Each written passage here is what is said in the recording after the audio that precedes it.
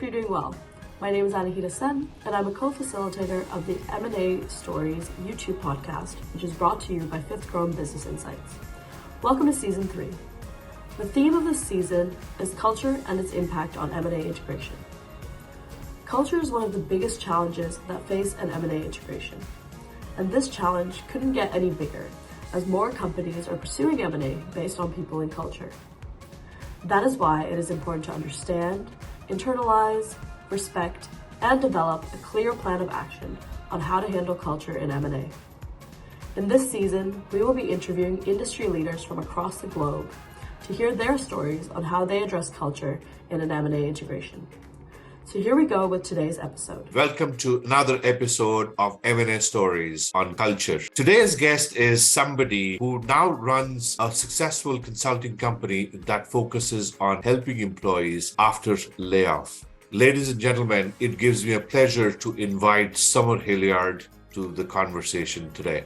Hey, Summer, how's it going? So far, so good. It's still pretty early here in the Seattle area. So let's start our conversation today. Maybe we start with a brief introduction of Summer, who you are, and what is it that you do? Sure. So right now, I have been full-time doing consulting work.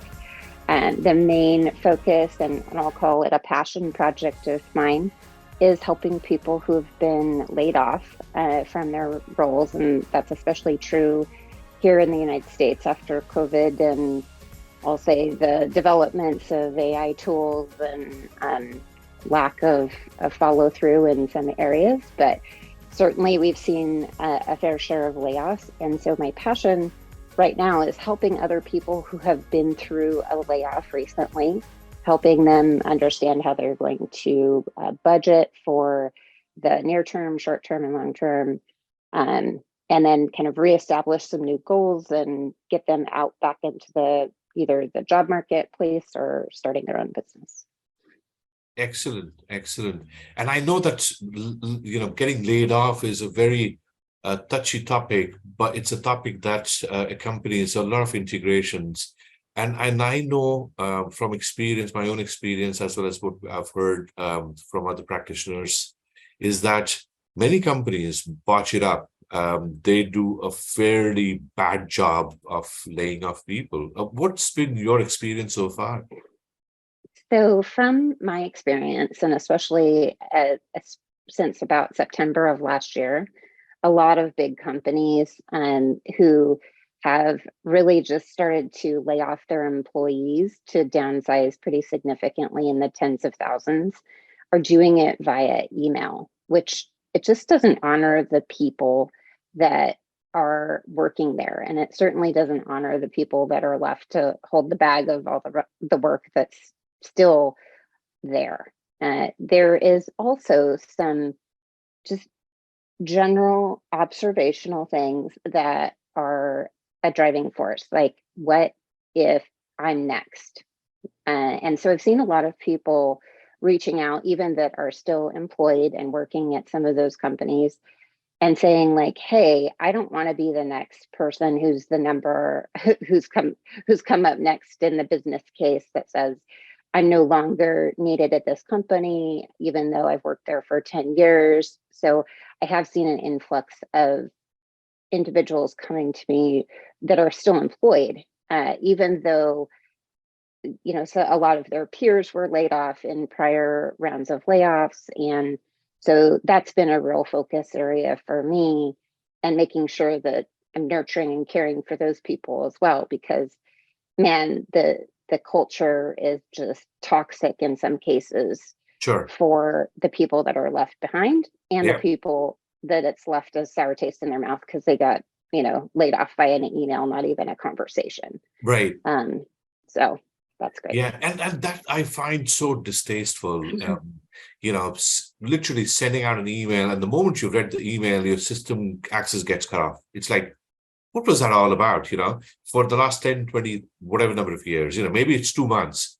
The company trusted me, and then they couldn't even have the decency to at least have a conversation with me.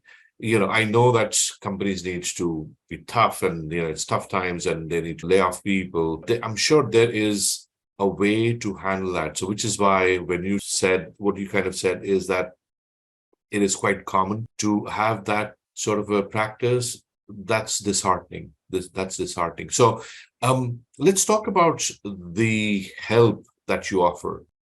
Sure.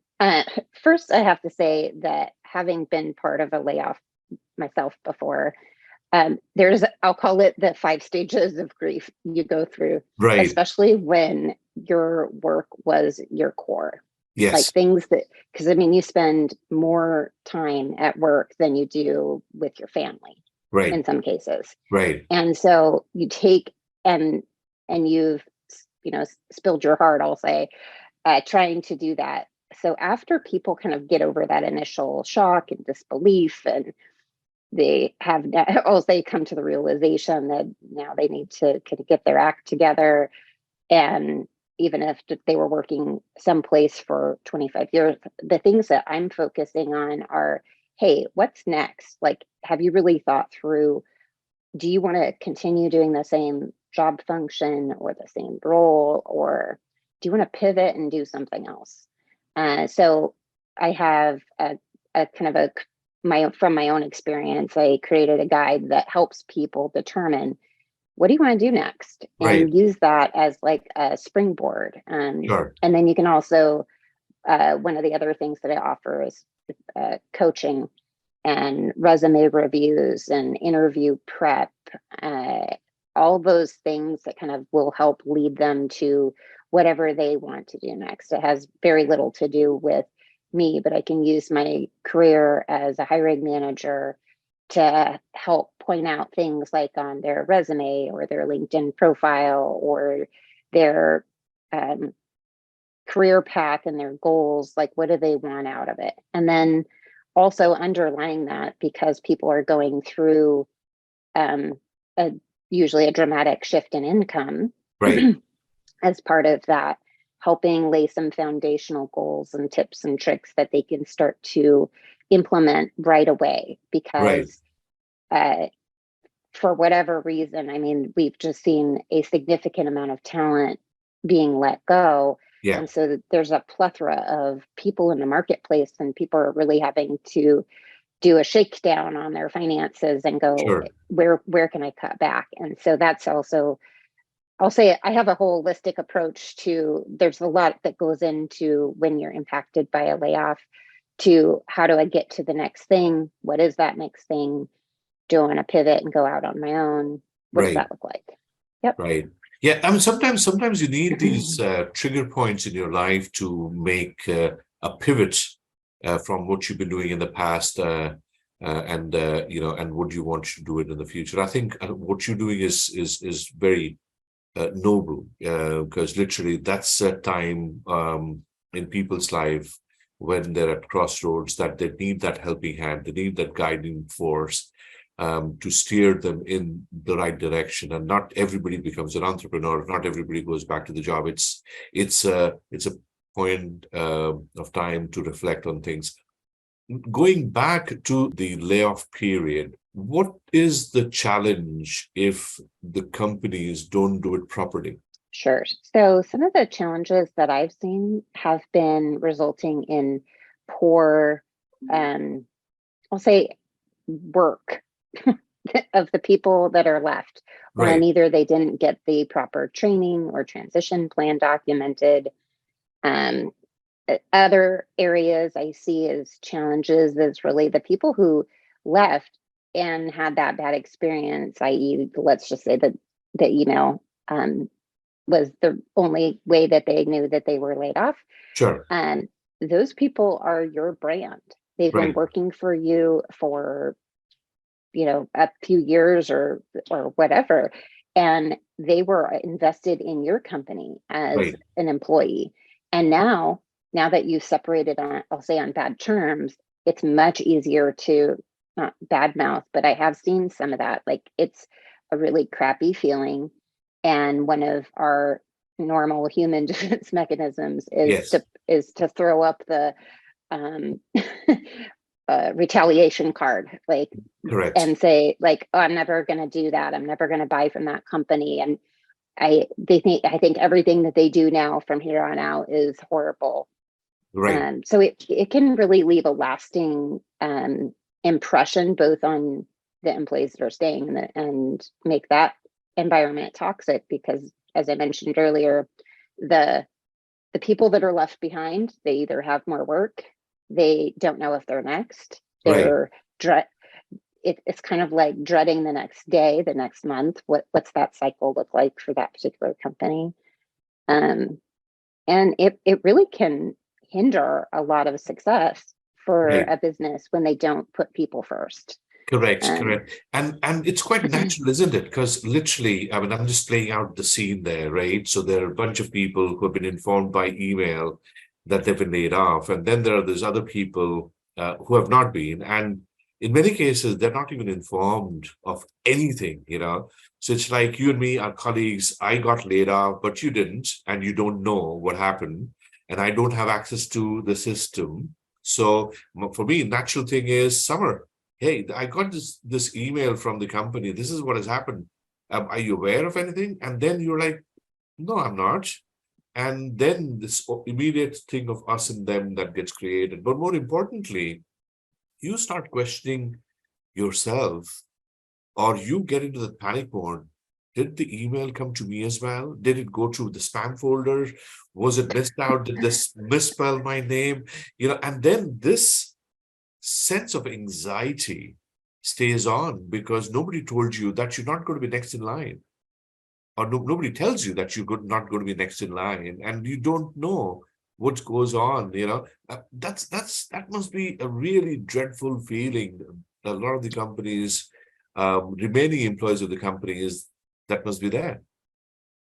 Absolutely. And those individuals who have seen entire teams just wiped out Right. are the ones that are out looking for a job. They're like, I don't want to be the next person. Nobody wants to be the next person. Right. And and to know that you're, I'll say, dispensable, even though you kind of have it in the back of your mind. Sure. Companies have to make business decisions, but also like how we can play a part in that is really important. Right. Right. Now, people talk about culture, and that's also the theme of this particular episode, this particular season as well. Culture plays an important role in an M&A transaction, in an integration. And making people redundant often is a part of an integration.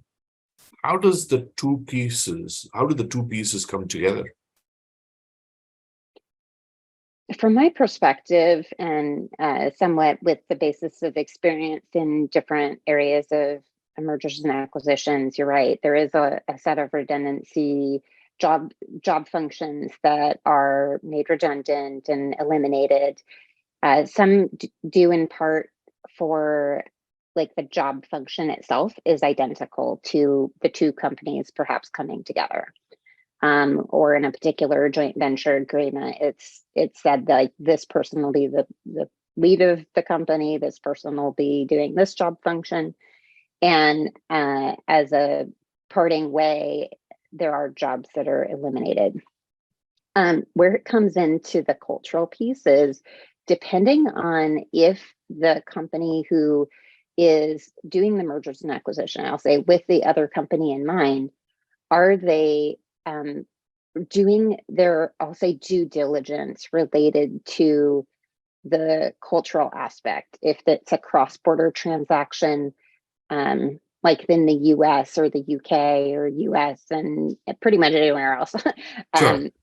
is the company that is doing the mergers and acquisitions, are they considering the people side of the equation, Right. i.e. how the business culture is in that particular location, Right. understanding the tools that they need in order to facilitate the transaction, not just making it a money play, or like, we have to do this because we've decided to do this mergers and acquisition. Sure. Rather, more so like, okay, here's the job roles, here's how in that particular country the culture around business etiquette is considered. Have we thought of X, Y, and Z to help make this as easy as possible? Right. And then incorporate that into the baseline for how they proceed with the mergers and acquisitions. Right. So culture absolutely is a underpin for that foundation that you need in order to have a successful M&A, because Sure. every company without its people is just a shell. So it has to be, in my personal opinion, the focus area is culture and people first, because then you're going to drive brand, you're going to drive how people communicate about you and your company, and it shouldn't be an afterthought. Yes, absolutely. Absolutely. Now let's play it out, the culture part, when it comes to cost synergies, when it comes to people redundancies, right? I mean, there are those people who will talk about people redundancies as the inevitable part of an integration. There will be some people who are going to lose their jobs. And at the end of the day, these people are going to exit the system. So instead of spending a lot of money and focus and effort in that area, we should put more focus and effort and money on the remaining employees, on the cultural aspects of the remaining employees. Is there a better way of doing it? Is there a good way of doing it where you can have a balance? Oh, I'd say this is the toughest of them all, because it is a balance, right? You, as a business owner myself, there's things that you focus on for cost management, and then there's things that you focus on because you care about the people that work for you and have a little bit of grace. And I think you can do both. Right.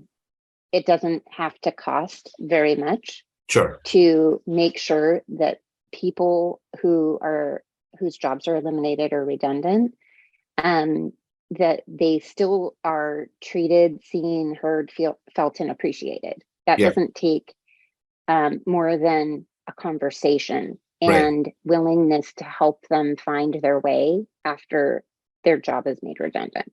Right. And help them be their guide and helper, cheerleader, if you will, to get them over to whatever's next for them. Sure. So I think you can do that, very minimal cost to doing that, but it does take purposeful action to create that environment. Right. And then you can, I'm not going to say refocus on the employees that are left as after the M&A transaction is complete, but also along the journey say, hey, here's how we took care of those employees whose roles were made redundant. And it actually will help settle that stress a little bit that is induced by, that we've talked about recently, just in that those people who are left are like, oh, I really hope my job isn't next. Sure. What if next month I was part of the cost reductions and I didn't know it? So you can actually set yourself up for success. Even if you need to continue to do more layoffs, you can actually say, here, I'm going to be as transparent as possible. These are, I want to give you the opportunity to go have initial interviews with a different company, or, hey, I thought about you when I saw this opportunity. And it allows them to kind of get an underlying sense that maybe their job is potentially at risk, or being really, really transparent, which I appreciate myself, is, hey, in the next month or two, we're really going to have to cinch our belts. We anticipate that there's going to be X number of redundancies made in this company, and just sharing that and saying if there's specific job functions as a whole that are being targeted for those reductions, that you kind of get more clear on the purpose of communication with the people that are left, and how you took care of the people that already did leave, because then you're setting your company up for success. You're saying, I'm transparent. Here's my communication plan. Here's how we took it from X, Y, and Z and got our cost reductions. and took care of our people, because it's a yes and, not a, oh, by the way, you're gone Right. version. Right. What are some of the better practices? Now you've been involved with several companies. What are some of the best practices, examples? Sure. So I would say some of the best practices that I've seen have been around, one, putting culture first, giving the people who are on the deal proper tools and training. Right. So an example would be using GlobeSmart.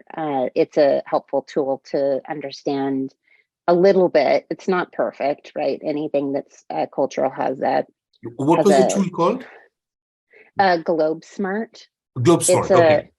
Yeah, and I would say definitely using that tool can help level set how typical business culture or interactions should be in that particular location Right. around the globe.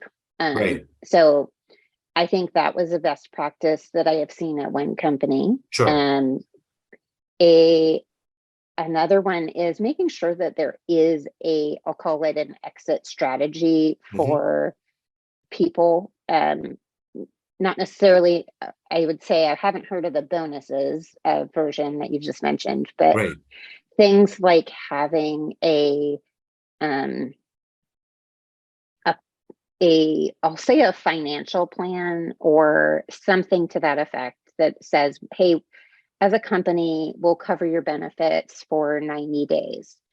Benefits, especially for those who have families and they're the primary sole breadwinner, Sure. medical and dental and all the things. Those are really expensive items. And so having a benefits plan or understanding of what that looks like. I have seen what I call the golden parachute. Sure. Like if you want to take early retirement, we used to call that the golden parachute Right. at one of the companies that I had worked for. And it was like an incentive for you to go ahead and just click the button that you were no longer going to work at the company. And if you did it within that certain time period, you actually got there was the golden handshake or Right. whatever. You got a little payout for being first. Yes. At one of the other companies, we had voluntary layoffs, and one of the ways that was kind of pitched was like, hey, you're saving somebody else from Correct. being laid off. And so it's sort of a feel good win. Yes. Especially if you've got something else lined up or can tee up something fairly quickly. It's a way to say, like, I hear what you're saying, the costs need to come down. Your focus is on the payroll and the taxes and the benefits of reducing that particular position. But it does actually leave a really good flavor Sure. Correct. in someone's mouth as a way to do it right. Yeah. Yeah. No, absolutely. And it is a tough action, whosoever does it, when it comes to making people redundant, especially when it comes to M&A, because it's a period of anxiety, period of uncertainty for people. And then if you have to also announce layoffs, it's a tough time, we understand. But at the same time, we also know that there is a better way of doing it and a worse way of doing it. So, thanks for articulating some of the examples that people can potentially use for, better approaches of doing it. Now, taking it forward, especially when you coach people, when you mentor people during that period. And I just want to cite an example. One of my very close friends, that person had spent about close to 2 decades working in the corporate world and could never imagine that this person's role would be made redundant. And but when it actually happened, initial days were like, you know what, this is not right. This is, how can this company do it on me? But that person got some coaching from somebody like you. Then that person turned an entrepreneur. And then that person was like, I wish this had happened to me earlier. I wish. exactly. Yeah. and he is grateful that it actually happened with him, because otherwise he would have maybe just continued in his corporate career. Are there some of these magic moments or some of these magic wisdom words that you use, saying how life can be great, how life can be full of opportunities if you were to look at the right places? I mean, what's your magic mantra that you often use with these people? Well, I have to say it really varies a little bit. And the Sure. reason why I say that it does is because people are, depending on where they are in that version of truth for them, Right. um, in that, I'll say the grieving cycle too, right? If you haven't gotten to the point where what you're like, okay, deep breath, I can move on from this, I can learn from this as an experience. In my own particular situation, my mantra was, I know I can do better. I Right. know what I want and how I'm going to go get that information or talent or skill or whatever. Right. And I am was one of those people. Sure. I spent 10 to 20 years in the corporate world Right. before I decided to pivot and become an entrepreneur. Yeah. Was I scared? Heck yeah. Sure. um, but I think you know, we can all learn to do different things and have different talents that we bring to the table. Right. So if you're at a point when you are trying to make that decision, whether you want to continue being in the corporate world, that's great. If you want to continue, um, or if you want to change and go into do your own thing, be your own boss, it does also take a level of dedication. And so Sure. it's making sure that if you are at that place where you have this great opportunity in front of you, at first a layoff does not seem like a great opportunity. Right. Um, and it can be though. And so it's really a mindset, a mind shift Sure. change to rethink your life. Like, Yeah. I spent 20 years in the corporate world, and now being my own boss, being a consultant, allows me the freedom to do things that I couldn't have done in the corporate world. Absolutely.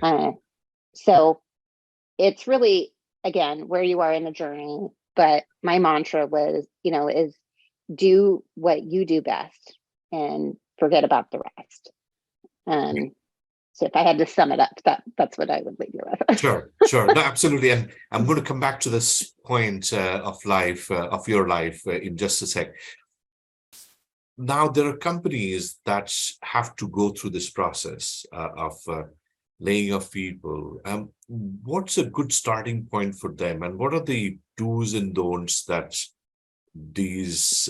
some of these leaders need to take into consideration?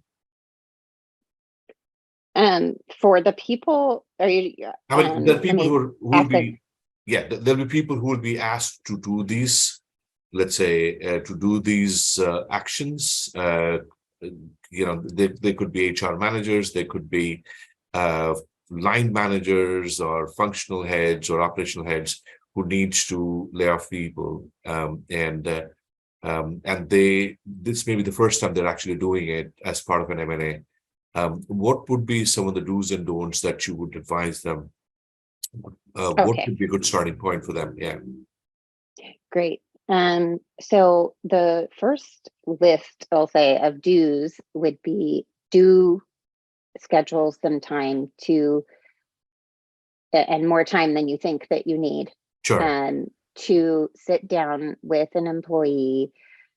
I'll say at the end of the week, like a Right. business week, so that it's not like the middle of the week and you're giving them some crappy news and then like the next 3 days are just a waste or something. Sure. So the do would be definitely schedule time to meet with that individual, Right. and make sure that they understand that the topic is, be clear about the topic, right? Right. It's not just a normal one-on-one with your manager or HR person.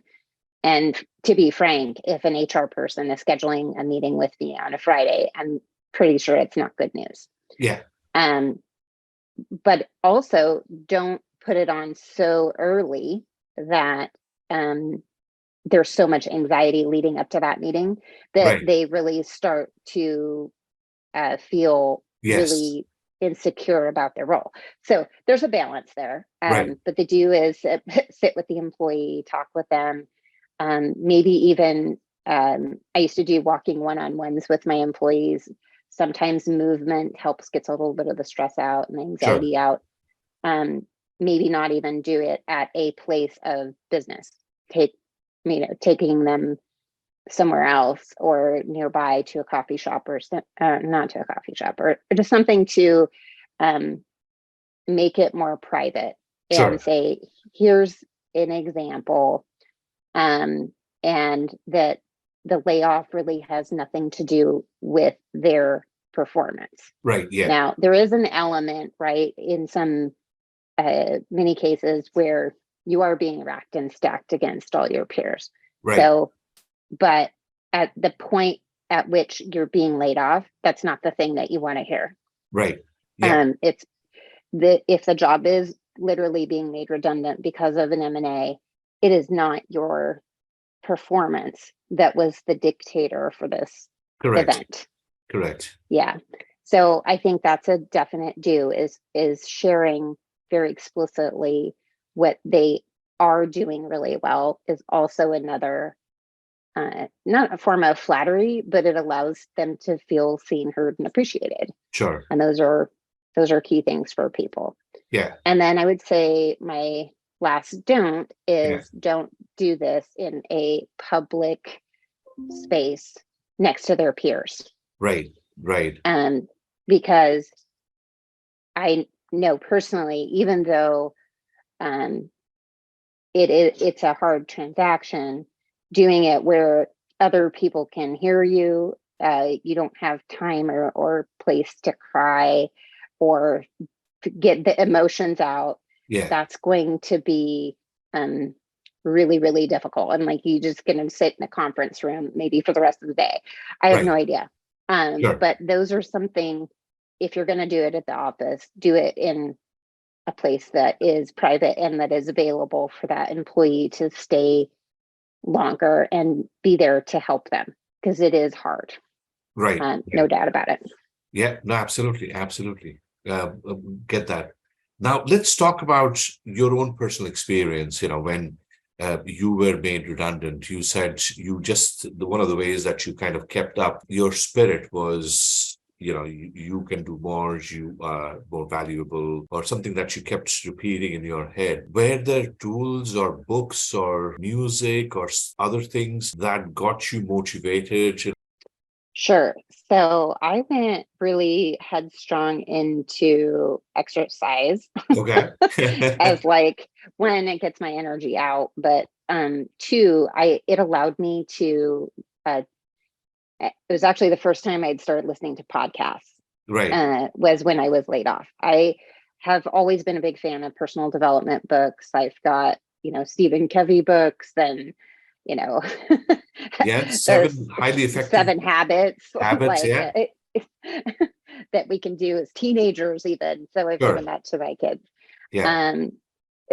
So I think for sure the Lean In book by I'm going to butcher it. It's called Lean In is the title. Right. Okay. And it was about like women in business and really leaning into our ability as individuals to contribute to a greater cause. So that was one book. Right. Definitely the Stephen Covey books. Yeah. As well as like just listening to personal development podcasts. So I listened to Chalene Johnson. So she has two different podcasts that I listened to. One was more focused on a little bit more of like general personal development, and she kind of covers the gamut of things. Right. And then the second one is how to build your business. So it's called build. Yeah, like driving force in how to do online business, Right. really, and how to use social to grow your space. So that was super interesting. I've taken a lot of that to heart Right. in how I move forward in my own business, and how I also keep my costs low because I'm using things that are free. Yeah. But those are some of my examples where both books and podcasts have really helped me get through. And I use that every day when I'm exercising as just, somebody talking in my ear, telling Sure. me things that I could do that day that will help me move me forward. Yeah, no, those are excellent insights. And in fact, I so closely relate to those because literally there are podcasts that I listen in the morning to sort of get my day going. It's essentially mobilizing myself. It's activating your brain cells to get ready for the day. And, some of the podcasts can really be helpful. For the listeners and viewers, we're going to put the link to those books and the podcast in our description, the show notes of this podcast. We're kind of approaching the end of our scheduled time. But before we go, I wanted to ask you a couple of rapid fire questions. What is the nastiest thing that you've seen when it comes to M&A? Ooh, bureaucracy.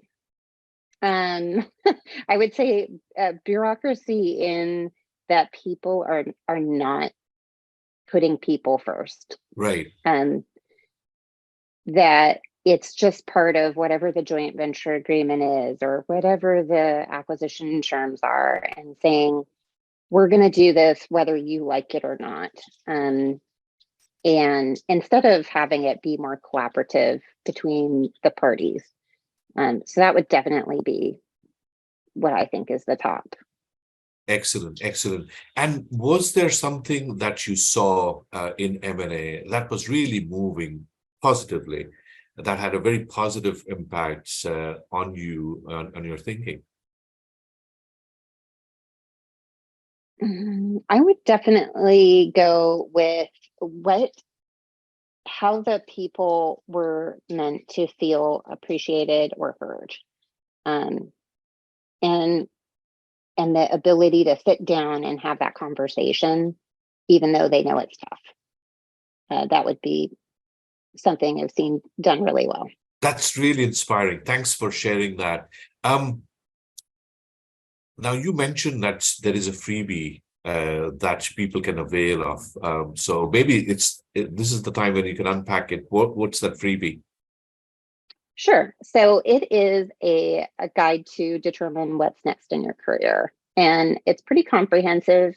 Some of it's a list of questions that you can do a little Q&A introspectively, almost like journaling, and say, like, these are the top things I like about what I liked about the company I was working for. These are the things that I want to do in the future. These are the things that bring me joy and make me happy and light me up at the end of the day. These are like my must-haves and my not so must-haves. That's certainly not the all of what's in that guide, but it also talks about some resources. It has some links in it that you can use to set yourself up for success after a layoff. And if you're interested in checking that out, that is, again, it's free, is found at www.afterlayoff.com. So hopefully pretty straightforward, but it is a comprehensive guide. You can do it in a couple of hours. And then you can use some of the resources and start to move that forward. Cool. And we're definitely going to give that link in our show notes. One last question. Layoffs is becoming more of a reality as we see more often companies go through this process. Layoff is not a good experience with whosoever goes through it. And yet I find a lot of people are not ready or not, let's say, I don't want to call it experience. I'm saying there is a certain level of preparedness to be able to handle layoffs, right? Is there something that people should now be thinking about, that saying, whenever I have a layoff, how do I get myself more prepared? As and when it happens, I'll be ready for that. Is there something like that that you could potentially share with our listeners and viewers today? Sure. So from my perspective, being prepared is the battle. It's not half the battle, it is the battle. Right. And the more you get yourself ready now in the event, creating, I'll say, both a financial plan, what do you want to do, starting, I'll say, a side hustle or something that kind of gets your income supplemented so you have more than one stream of income in the event that you're laid off, creating an emergency savings plan as much as possible, kind of making that more routine, and building really smart goals. So the SMART framework, being specific and measurable, actionable, and you can go in and you can really figure it out before it happens to you. Right. And leave a little bit of that stress and anxiety that will come should your name be picked for the next layoff series or the round, that round of layoffs. It's the best thing I can say is, don't ever think that your company is going to be the one looking out for you, because it could just be that you're next up. Oh, absolutely. Absolutely. I mean, and this is so true, because I've seen, even in my own career, where the company needed it, they would bend over backwards. But when I was not in the favorite list, they would just drag the heels there, right? So it's not unusual at all. I'm sure many of our viewers and listeners may want to have a conversation with you. What's the best way that they can get in touch? Definitely connect with me on LinkedIn. I can provide you the link to that. That's one avenue. Reach out to me via message there. Another one is through the afterlayoff.com. That'll automatically send me an email to alert me that you're interested in the guide, and you'll have a little bit of background and context on that, and a way to connect with me there. Excellent. We are going to put these details again in the description box. And by the way, ladies and gentlemen, she's known as Summer H in LinkedIn. So there's a story, but that's for another day. Make sure that you put some message. LinkedIn does allow you, when you send a contact from your desktop or your laptop, not from your mobile phones, but from your desktop or a laptop, that you can actually add note on who you are or what you want to connect with the person. So please do so. Summer is a treasure trove of information and insights, especially when it comes to layoffs and linked to M&A. Ladies and gentlemen, it was a pleasure having Summer as our guest today. Thank you so much, Summer, for joining us. Absolutely, and it was a pleasure being here. Thank you. Excellent. So for the rest of us, viewers and listeners, stay healthy, stay safe in whatever part of the world you're in, and here's to promise a winning culture. Did you like today's content? If yes, then don't forget to hit the like button. If you heard something interesting, then don't forget to share it with your network and friends. And last but not least, please support us on this journey to spread awareness on topics related to M&A and integration by subscribing to our channel. That's all for now. Stay healthy and see you next time. And if you like this session, I'm sure you'll also like our latest new tool. It is a quick assessment scorecard to assess the robustness of your culture integration capabilities in M&A. It just takes less than 5 minutes to answer. It is for free and you get instantaneous assessment. So visit culturema.scoreapp.com. That's culturema.scoreapp.com and find out for yourself. I hope you guys enjoyed the show today. This show was sponsored by Fifth Chrome, a business strategy advisor in a training company specializing in M&A, post-merger integration, and business strategy.